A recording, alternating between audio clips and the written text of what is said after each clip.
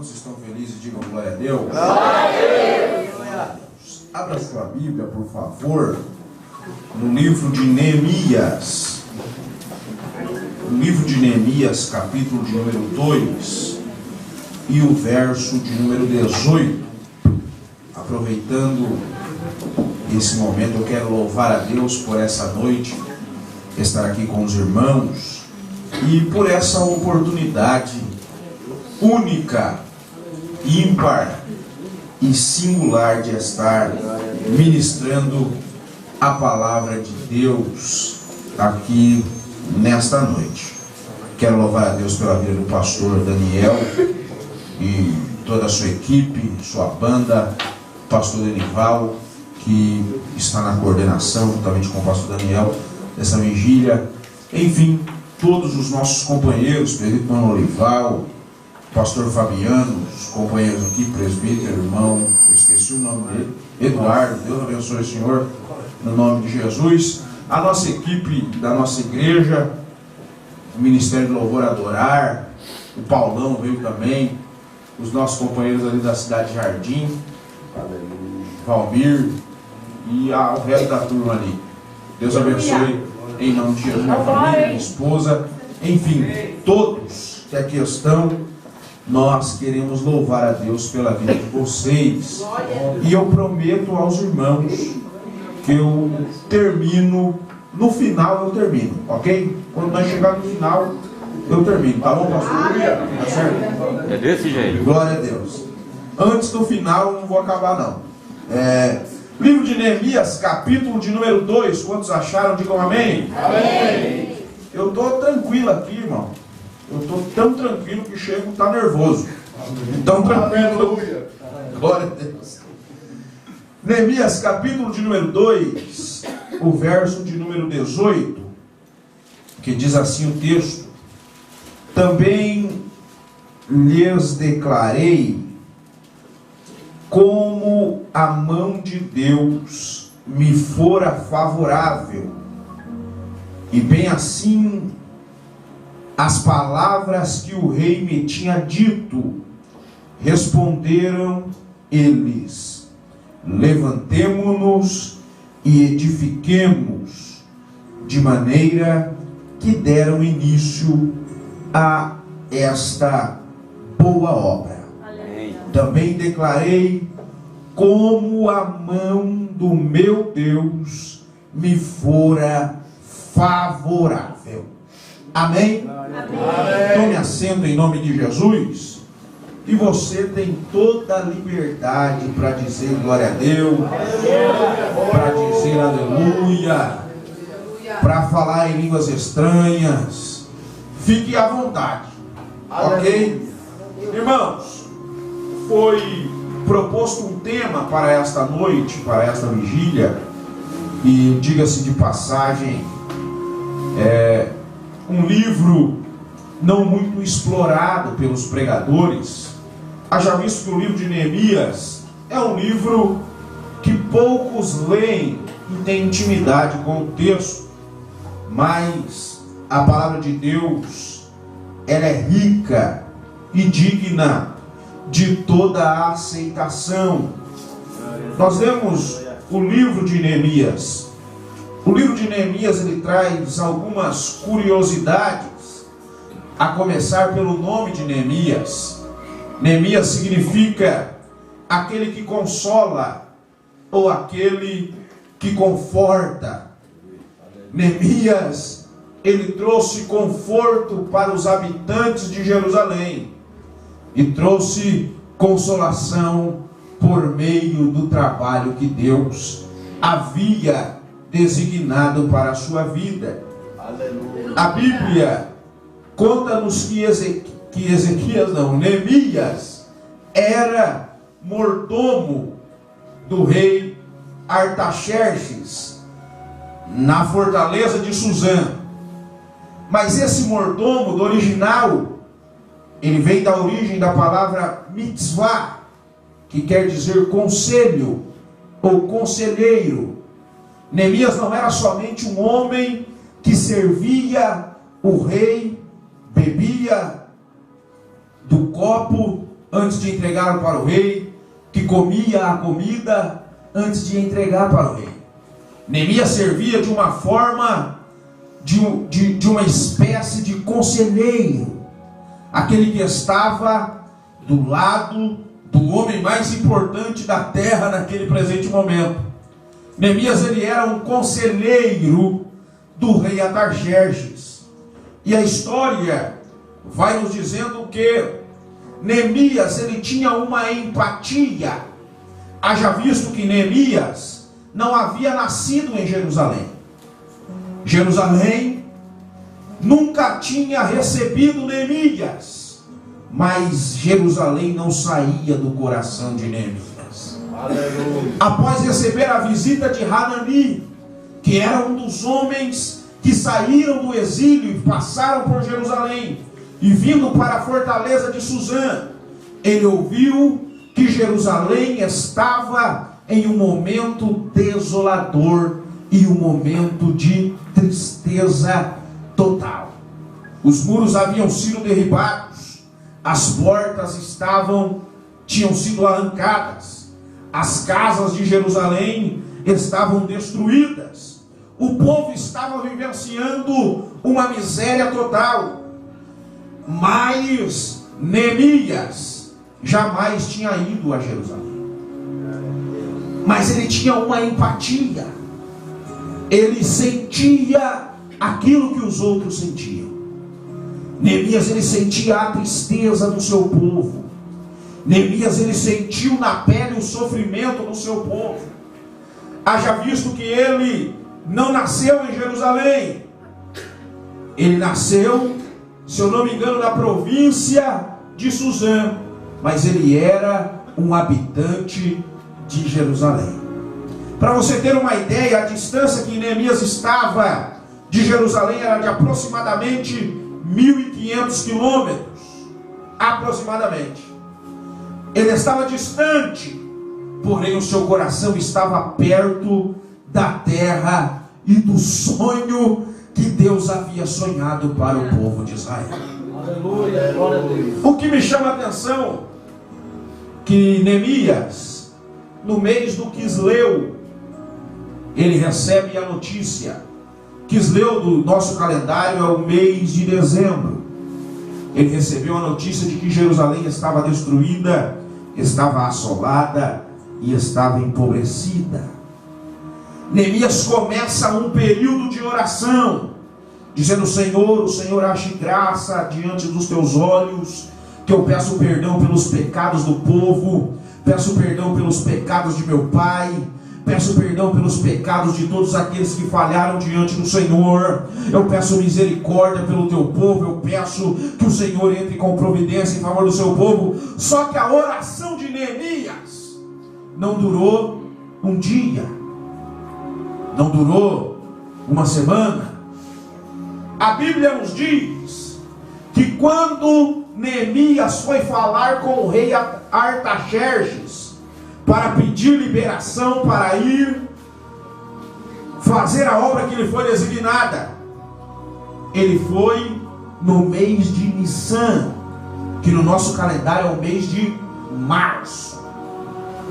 Neemias estava orando já há 3 meses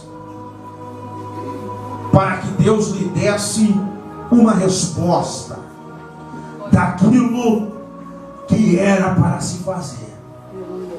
Neemias estava orando a Deus para que Deus lhe entregasse a oportunidade de ir até Jerusalém para reconstruir os muros que foram derribados. Existem pessoas que querem que o milagre aconteça de uma hora para outra. Existem pessoas que querem que os milagres de Deus lhes sigam como se fosse num passe de mágica.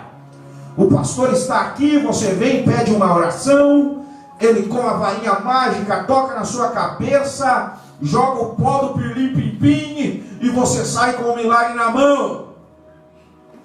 Deus preparará o tempo e o momento oportuno para entregar o milagre na sua vida. Mas para que isso aconteça, permaneça na oração, permaneça buscando a Deus, e a resposta virá para a sua vida. Neemias ficou um período de 3 meses para que Deus viesse lhe dar uma resposta. E entristecido chegou diante do rei, e o rei disse: você não está enfermo, mas porque a tristeza está no seu rosto? Ele disse: eu me entristeço porque o meu povo está padecendo. Eu me entristeço porque o meu povo está vivendo um momento de ruína. Eu estou triste porque o povo, que são meus descendentes, são meus irmãos, estão passando um momento de calamidade. Após terem saído do exílio babilônico, quando Nabucodonosor invadiu as terras, as províncias de Judá e de Israel e de todo o resto da nação, eles ficaram durante 70 anos cativos. Agora voltam, após Ciro, o persa, ter libertado o povo de Israel. Eles retornam para as suas casas, falidos, sem condições, com problemas a serem resolvidos, com traumas do exílio babilônico, com orações feitas a Deus que não foram respondidas, com problemas que ainda não foram resolvidos. E Neemias está com essa situação diante das suas mãos, e a tristeza invade o seu coração. E é isso que muitas das vezes nós passamos dentro da igreja, dentro da nossa casa, no ambiente de trabalho. Nós nos entristecemos porque não conseguimos alcançar os nossos objetivos. Nós nos entristecemos porque as nossas metas são frustradas ou são frustrantes e nós não conseguimos superá-las. Nós vivemos uma vida de tristeza porque não conseguimos alcançar aquilo que nós traçamos, não conseguimos resolver os nossos problemas, não conseguimos ajudar a resolver os problemas dos demais. A família está passando por um momento de crise, os amigos estão passando por um momento de crise, mas o Senhor está movendo a sua mão sobre nós, e a mão dele está sendo favorável a nós nessa noite, e ele está dizendo: se prepare, porque os muros serão reconstruídos, os seus sonhos e os seus projetos não estão mortos, serão reconstruídos e edificados, e a vitória chegará na sua vida. Aleluia. Glória a Deus. Jerusalém estava passando por um momento difícil, estava passando pelo momento da insegurança. Muros derribados fala de insegurança, falta de segurança. Uma cidade sem governo, uma cidade que não tem ninguém quem mande, terra de maluco, ninguém manda nela, não tem quem cuide ou quem zele, porque está com os muros em volta derrubados. Jerusalém está sem portas, os juízes julgavam nas ruas e nas praças, não tinha justiça, a justiça era conforme aquele que quisesse fazer justiça do jeito que quisesse fazia. Era uma terra de injustiça. Agora Jerusalém era uma terra que estava vivendo uma miséria total, estava vivendo um período de escassez. Tanto é que no capítulo de número 3, no capítulo de número 5, Neemias ele vai reivindicar aos sumos sacerdotes as terras do povo, dizendo ele: os senhores que dizem que amam os seus irmãos e choram pelos seus irmãos, cobram, emprestam dinheiro a juros, cobram com usura dos seus irmãos. O pão que é da mesa deles está na mesa de vocês. Vamos restituir tudo que é dos nossos irmãos. Vamos entregar aquilo que é deles por direito, porque o sofrimento que eles passaram já bastou. Vamos dar novidade de vida para esses nossos companheiros. Neemias, ele é agora colocado como governador em Jerusalém. Só que Neemias, ele sai, toma a carta do rei Artaxerxes para atravessar a província, para começar a construção dos muros. Chegando em Jerusalém, ele vê a cidade que os seus pais viveram, a cidade que os seus descendentes viveram, toda destruída, as casas em cinzas, as crianças chorando nas praças, os pais sem saber o que fazer, com a fome, com a escravidão ainda incutida nas suas mentes e os traumas do cativeiro babilônico. Neemias, ele sai e dá uma volta por Jerusalém de madrugada, e ele faz uma análise do terreno. Ele vê os muros derrubados, ele vê as casas em cinzas, ele vê aquela pobreza. Se fosse nos dias de hoje, muitos de nós olharíamos aquele cenário e voltaríamos para trás, dizendo: aqui não vai dar, não teremos recurso para isso, não vai dar. Mas nós temos promessa, não adianta, não vai acontecer. Mas rapaz, a palavra de Deus foi ministrada sobre a sua vida, meu amigo. Tantas promessas já tive e até agora não se cumpriram.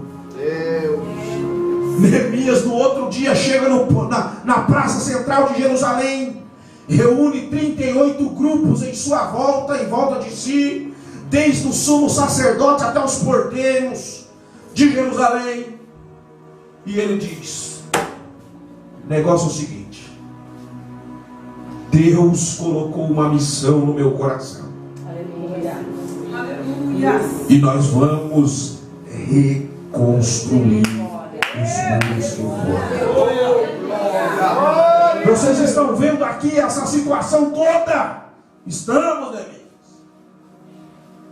Nós vamos colocar e vamos escrever uma nova história para Jerusalém.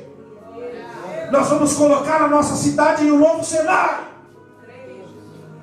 Aí alguém grita lá do meio e diz assim: qual é a garantia de que isso acontecerá?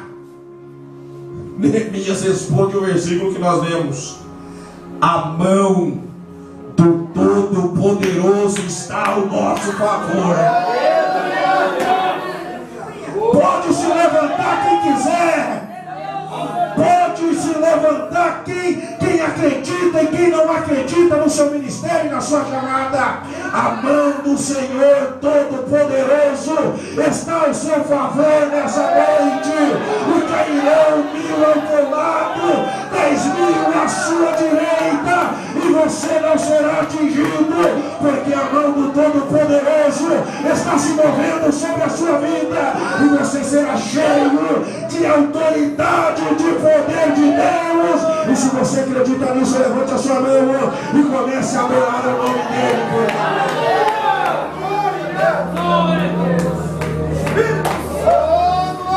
A mão do Todo-Poderoso se moverá sobre a sua vida.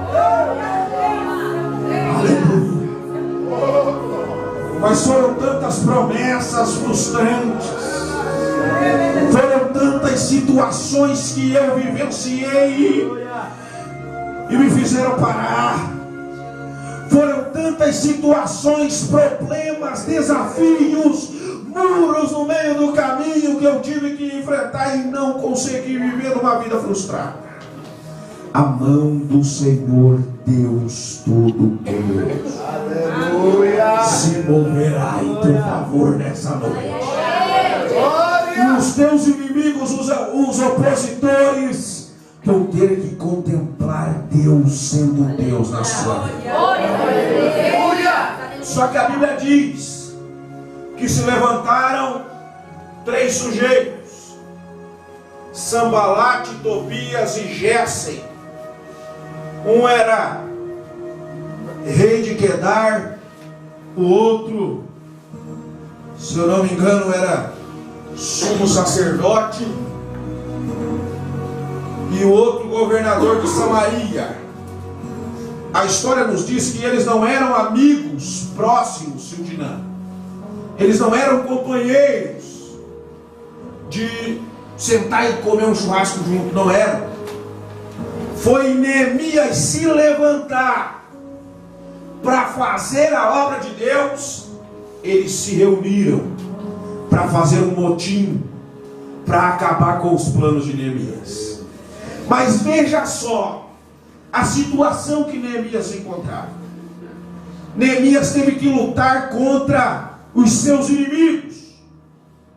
Inimigos, o tema que nós colocamos foi superando os inimigos da reconstrução. E nós enfrentaremos e encontraremos diversos inimigos nessa caminhada que estamos imprimindo, que estamos empreendendo para a obra de Deus. E os primeiros inimigos que nós encontraremos são os inimigos internos. Não são os de fora, são os de dentro. Se arder aí, você pode dar glória a Deus, porque a pimenta é do reino, viu? Aleluia! Antes do exílio da Babilônia, a cidade já estava meio esquisita. Pós-exílio, 70 anos, ela ainda está com os muros derrubados, os muros queimados, as portas destruídas e a cidade em calamidade total. 90 anos Jerusalém estava naquela situação, e aqueles que tinham saído do exílio estavam acomodados com aquela situação. Neemias se levantou para fazer a reconstrução, e pessoas não quiseram ajudar. Você já viu? Aqui no Brasil eu acho que não tem, deve ter aí para fora, nos Estados Unidos ou no Japão, sei lá onde, que ninguém se levanta para fazer e também não quer que ninguém faça. Será que tem no Brasil ou não? Ninguém se levanta para fazer, e quando um se levanta, ele diz: não vai dar certo. Queima ele, Jesus. Não adianta, queima mesmo. Não adianta. Aleluia. A gente já tentou, mas não dá. 90 anos. A cidade naquela situação. Deus teve que levantar um caboclo que estava lá de fora, um sujeito que estava fora, nem nascido lá ele tinha. Colocar um desejo no seu coração de sair de lá e vir reconstruir aquilo que era para alguém que estava ali devendo. Existem pessoas que se acomodam na luta que ela está passando. Tem aquela prova de estimação,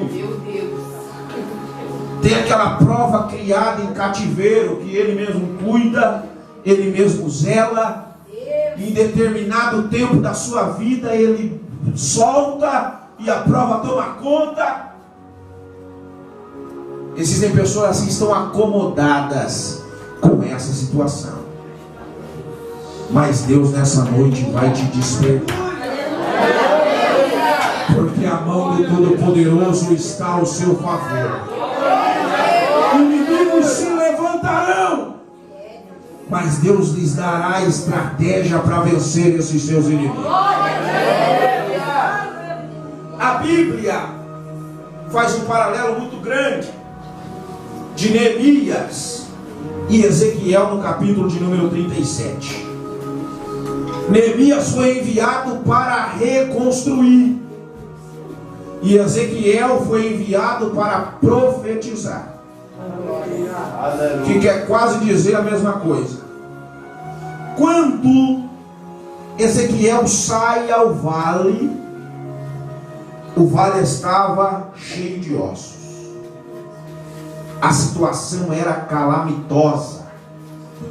E qual era a situação de Jerusalém? De calamidade. Ezequiel sai ao vale, que simbolizam os nossos sonhos, os nossos projetos, os nossos desejos, os nossos planos, aquele projeto que você escreveu, colocou na gaveta, com um sonho de tirá-lo de lá. Semana que vem eu mexo com isso. A semana passou, o mês passou, o ano, e o projeto ainda está lá. O sonho que você sonhou há anos, você não conseguiu realizar, porque o seu sonho está no vale de ossos secos. Eu não vou entrar no sentido literal do texto, quero fazer somente uma alusão a isso. O texto de Ezequiel 37 fala da nação de Israel que estava em ruínas, cheia de problemas. Mas o texto do vale de ossos secos faz menção a tudo isso que eu disse. Mas por que os ossos estavam sobre a face do vale? Osso, quanto vale um quilo de osso? Alguém sabe quanto vale ou não? 1 quilo. Hã? Vale 1 quilo. Menino inteligente, né? Esse menino é sabido demais. Mas não vale nada. Em questão financeira não vale nada.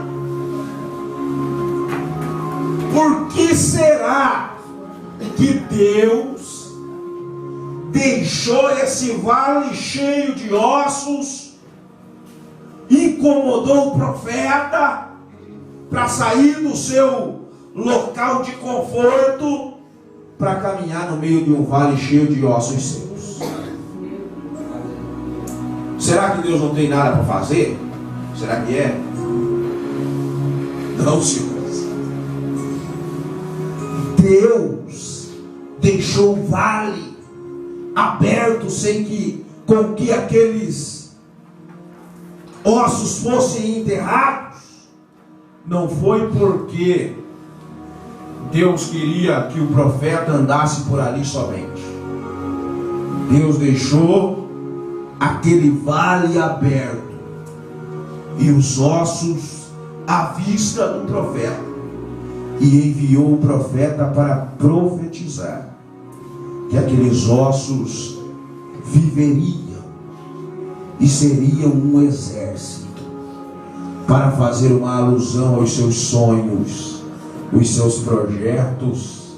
Aleluia. Glória a Deus. Tudo aquilo que você sonhou, tudo aquilo que você projetou e fez as contas, fez um esquema, você projetou para a sua vida um futuro promissor e uma vida abençoada por Deus, e até agora você não conseguiu alcançar. Deus está dizendo para você nesta madrugada que o vento dos 4 cantos que sopraram sobre a face daquele vale soprará sobre a sua vida.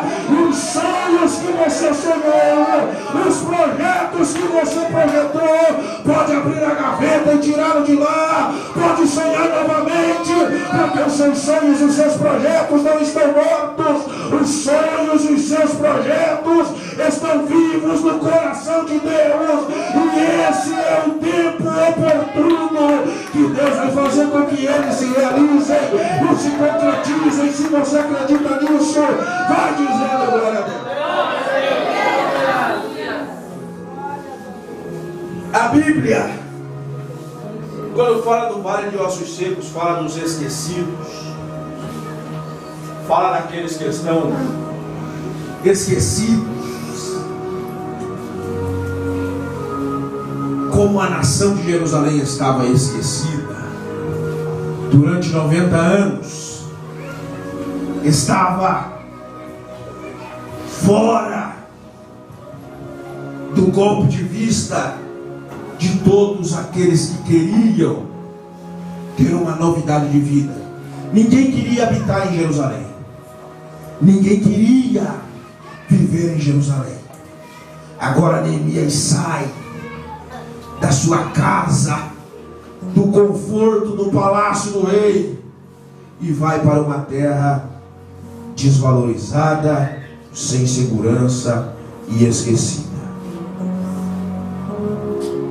Mas uma palavra que me chama a atenção quando se fala de esquecido, eu vejo nesse texto falando dos inimigos internos, aonde o próprio povo muitas das vezes ia contra o plano de Deus para a vida de Neemias. E eu me lembro de um moço chamado Davi, que foi esquecido pelo seu pai Jessé. A Bíblia nos diz que Samuel vai à casa de Jessé para ungir um rei. E esse rei estava por ali entre os seus filhos. Mas, senhores, na cultura judaica, quando o primogênito, Jessé tinha que chamar o primogênito primeiro do que os demais.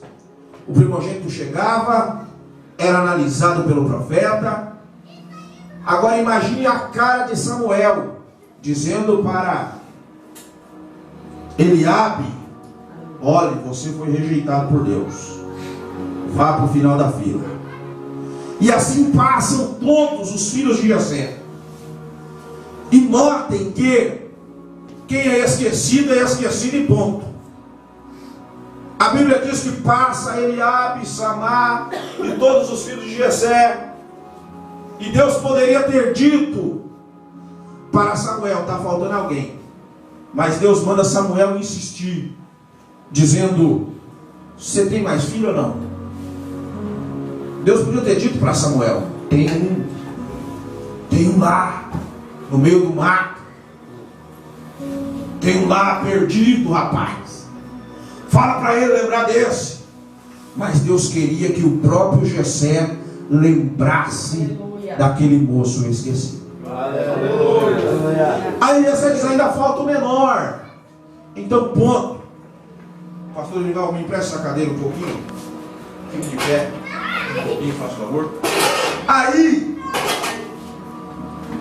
Samuel diz: o negócio é o seguinte, só vamos começar a hora do rango quando o primogênito chegava na casa. Não precisava nem da oração. Ele chegava, já ia tirando o prato e ia comendo. Samuel já bateu na mão de Eliabe e disse: meu amigo, só vamos comer a hora que o esquecido chegar. Colocou a cadeira, e aí passava Eliabe e queria ficar olhando, com fome. Fala: não pode ser. Dava uma volta na cadeira, e aí o Samuel já estava: assona aí, essa cadeira não é sua, essa cadeira é daquele que foi esquecido.